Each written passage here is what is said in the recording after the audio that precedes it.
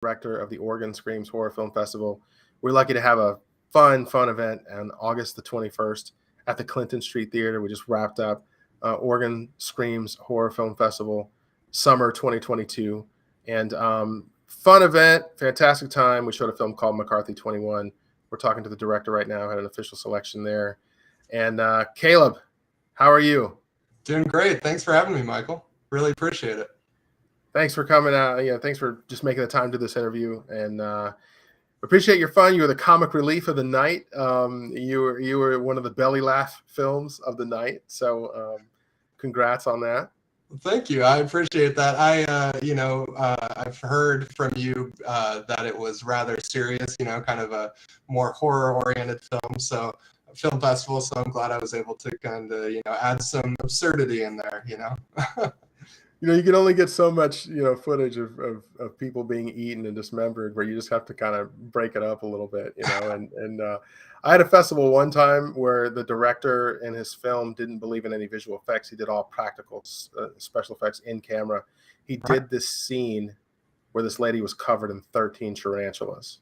Oh my gosh! Yeah, people were freaked out, bro. Like people were freaked, and people left the theater, really? and they came back. Some of them. One girl was shaking. You never know who has arachnophobia, but it's funny. Good. I've learned that to bring in, to insert the humor, because you guys are just silly on this film, man. You just straight up. It's just totally silly, and your lead actor just really took the cake. There's just a lot of different moments where that uncontrolled haha, really the experience that I get at some of the comedy-oriented film festivals to pop out in the horror film festival, I think was a relief for some people because things got kind of serious, Sure, and it's funny when you say like they needed a brief moment of people being dismembered and things when there was a little bit of dismemberment in my film, but it's subtle. He doesn't eat the flesh; he's just holding it. So I'm glad that it could be a comedic moment though. Yeah. Good times. We pioneered this horror comedy genre. I know everybody's copying now, but one day I said, you know what? I can't sit here. How are we going to do awards for a film that's like totally silly? I had one with like these breakdancing zombies or something, and like, how are you supposed to compare that to like someone who's being serious? Yeah, I feel like you need a breakdancing zombie genre, and like everyone can submit to that. Exactly. So horror comedy is it, and we get a lot of them. We appreciate you screening yours. And before we get too far into it, at least give us a synopsis in your own words. Sure. Yeah. So McCarthy 21, basically, it features this young man. His name's Ronald, and he's kicked out of his parents' house for breaking this unbreakable family tradition, and now he's facing whether or not he needs to grow up and earn his own way in life, or to go back and apologize to his parents.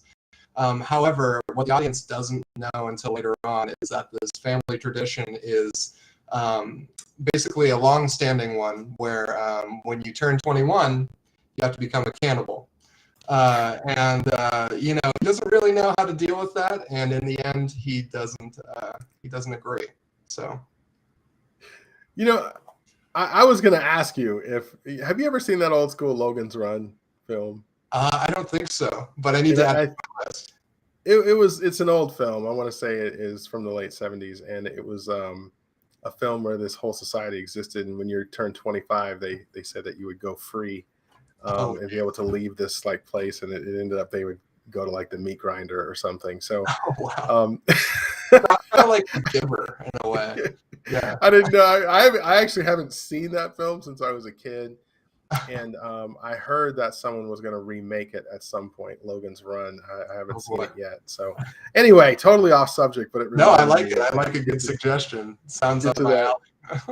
Get to that age, or just Hunger Games gone wrong.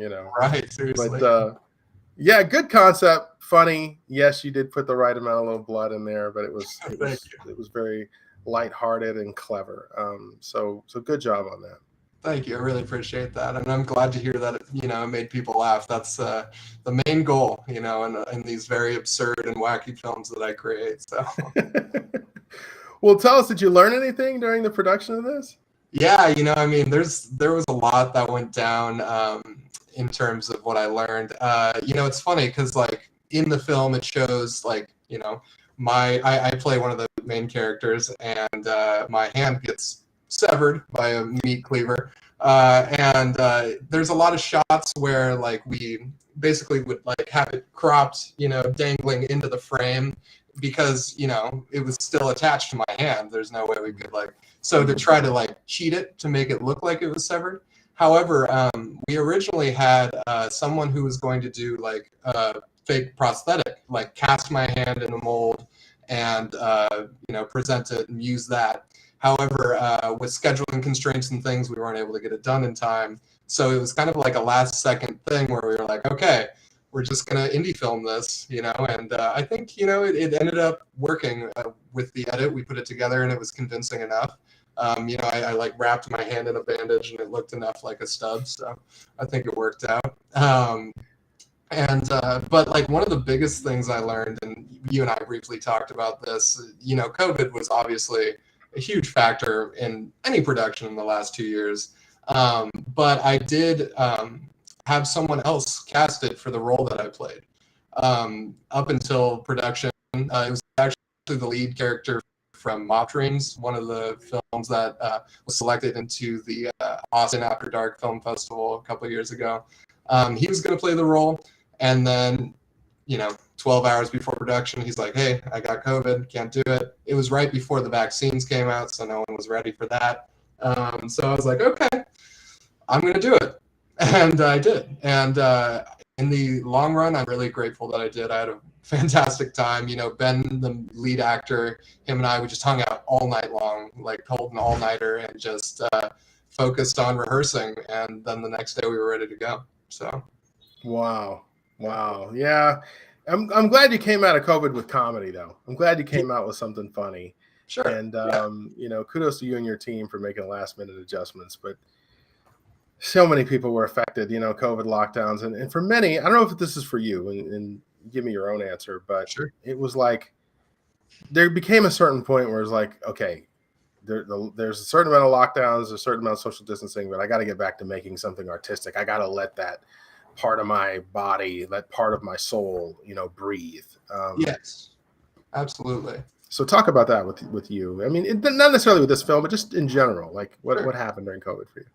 It's funny. It's really funny you asked that, because I think the most productive I've been with my filmmaking career was during COVID, during lockdown. When lockdown happened in my hometown, actually, there was this thing where at 8 o'clock every night, everybody in the streets or everyone in their houses that were, quarantining would come out and howl into the midnight air at the same time. Not the midnight air, but 8 o'clock. And so it was in support of the healthcare workers and things to kind of show that the community was together. So I thought, this is really unique and kind of niche. So I got in the back of my truck with my mom driving, and I filmed everyone their front steps as they were doing it, and I made a documentary out of that. And then I also pitched and created my senior film called Help Needed with my entire crew during, the height of the pandemic. We were, social distance and masks and everything. And it was a rather ambitious project, and we still got it done. And then, McCarthy came out of COVID as well. And so, I don't know, it didn't really stop me. Nice. Yeah. Nice. Well, let's talk about that. We saw each other, obviously, during COVID, during the height of the pandemic. Right. As a company, we had switched to outdoor screenings and outdoor theaters, and we were at Doc's Drive-In and also the Sunshine Mill Winery and Drive-In Theater out in the Dalles. Yeah. We'll talk about those experiences a little bit. How was that? Yeah, I mean, it's funny because, during, I think it was the spring of 2020 was the first time I'd ever started submitting to film festivals. I'd created films, and then, people had said, hey, you should really try to get these out there. And in doing so, I submitted to you guys and at Portland Comedy Film Festival, Austin, and Houston, and submitted numerous films, other places and things. But I got the most love from you guys, and I really appreciated that. My first ever film festival win came from the Portland Comedy Film Festival with coworkers, winning the dark comedy micro short film. And it's just it's funny because yeah, like I'd never been to a festival, and the first ones that I go to are I'd never been to a drive-in theater ever before either. And so it was great to come out and like go to a drive-in theater, see, and I think that allowed for the films to be screened on a larger screen, if I'm Yeah. not mistaken. Yeah, especially at the Sunshine Mill. Up on those photos are so cool, like the ones that you guys posted, where it's like the stills of the film being shown on the huge grain silo and stuff. Like Thanks, man. definitely memories I will never ever forget. Coming with family and crew members and friends, it was fantastic. So yeah. Yeah, it was great. It was it was almost like the accident that turned out into something really special because, we didn't want to, we were looking for a drive-in theater from desperation, and drive-in theaters had a huge boom at the time because people were taking their kids to go see like Goonies or whatever, and Right. they were watching sleep-on movies. So we found Sunshine Mill. It was kind of awkward because it was 85 miles outside of the city of Portland. Sure. But when we put it up on that screen, man, we were like, "Oh snap! We should have been doing this a long time ago." Right. I remember it was cool. You could see it from like the interstate. Like, people driving by could watch for a second up on the screen, and it was actually, you say it's further outside of Portland, but it was closer for us because we were coming from the east. So Yeah, driving in from Montana. That's crazy, man. yeah, it's a great time. So what's the future like for you? I mean, obviously you have a big move that you had in your life and you're learning new things and doing new things. Talk to us about what you got going on. Sure. In 3 days, it will have been a year since I moved to New York City, which, it's funny. I grew up in a tiny ski resort town in Idaho, and then the biggest town I lived in after that was Bozeman, Montana, which is not big at all. And then straight to New York City, and so quite a change, but I'd say it's been a very valuable experience, working on TV shows and movies and working with people, networking, like meeting a lot of new people. And in terms of the future, I have a couple projects that I'm working on, some scripts.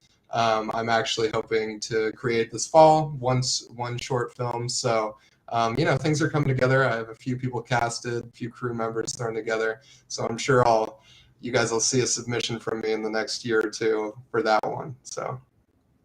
All right. Well, hey, I appreciate your time. Appreciate you joining us today. Is there anything you wanted to add before we get out of here? I just want to say thank you again to the judges, at the Portland Film Festival and the Oregon Screams Horror Film Festival as well. I am always just honored to be a part of these, events, and love to make people laugh, love to make you laugh, and it's been great to catch up with you again. And good luck on your extra roles. And it sounds like a great time. Yeah, I'm gonna be back on set as an extra, and I'll be posting some pictures to surprise everybody on that. But awesome, I look forward to them. Yeah, fun times, my man. And hey, it was good to catch up with you. Take it easy. Yeah, great catching with you. See you later.